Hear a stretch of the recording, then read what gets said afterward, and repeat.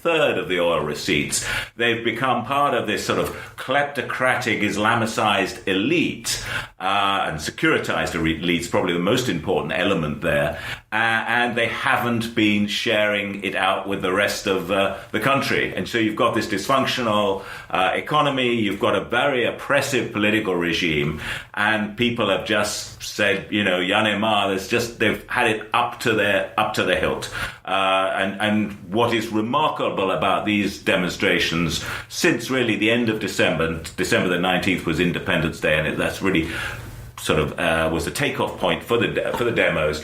You've seen demos across the entire country, right? In 16 of the states, provinces of the country, people have been out on the streets. That hasn't happened really since the big demos in Sudan in the 1980s. Incidentally, they got rid of a military regime too. So that's the proximate causes are economic, but also disenchantment with the political repression. I think the Algeria thing, which way across the other side of Africa, but still sort of nominally, well, it's in North Africa. It's a different set of circumstances. It's essentially focused on the Bouteflika system. The fact that you have this 82-year-old president who's strapped to his wheelchair, hasn't said a word since he had a serious stroke in 2013, but stood for election in 2014 without ever going on the campaign trail. And effectively, you've got a government run by his brother and the chief of the army staff and their business allies, and people have just reached the end of the line with this. Yes, there are economic issues involved, but it's partly the symbolism of Bouteflika as this man who gets the kudos for ending the civil war in the 1990s and doing the reconciliation with the various Islamist factions and pacifying the country, but he doesn't get any kudos for staying past his sell-by date, particularly after he said over 10 years ago that it was time to hand the baton on to the next generation. He just hasn't handed that baton on. One of the things that appears to be the case from uprisings in Egypt and Tunisia, and maybe Tunisia a bit more, is the more institutions which are involved.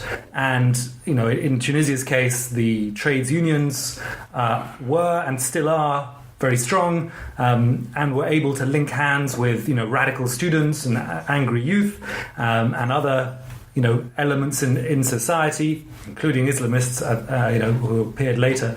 But the ability to have more elements involved in an uprising seemed to help it stick more. And likewise in Egypt, when the unions sort of linked hands with the army, then it really was game up for that particular military regime. And obviously we've gone back to a military regime in Egypt. But from what you see in Sudan and from what you see in Algeria, how many elements have they got in their uprisings, and how what's the stickability of it?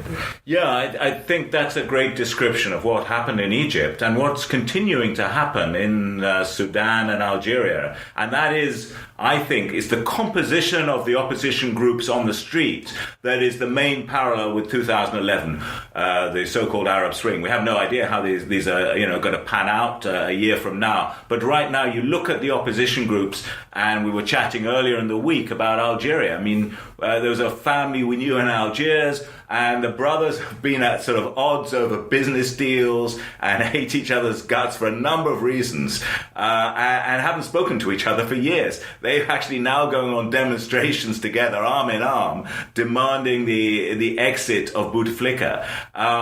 It's come on, first of all, as a young person's movement. I think 60% of Algerians are under the age of 30, not more. Perhaps the other important figure, definitely the other important figure, is 25% of them can't find jobs.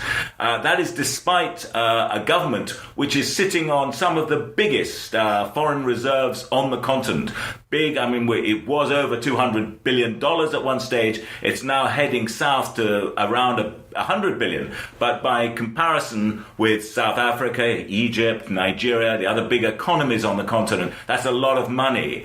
The strategy of investing that money money and infrastructure just hasn't worked. It hasn't created the economic zeal and zest to provide the jobs. So that's angered those people. They're turning. The same thing in Sudan. The Sudan Professionals Association is very critical. You've got a bunch of doctors, of lawyers, of journalists, of technicians, of engineers, of all varieties in that. So you've got that group firing up the organization. But also what you have, very interestingly, is a lot of young women on the streets who are sick and tired of this harassment by the state. You know, you must not wear trousers. You must wear veils. You must do X, Y, Z.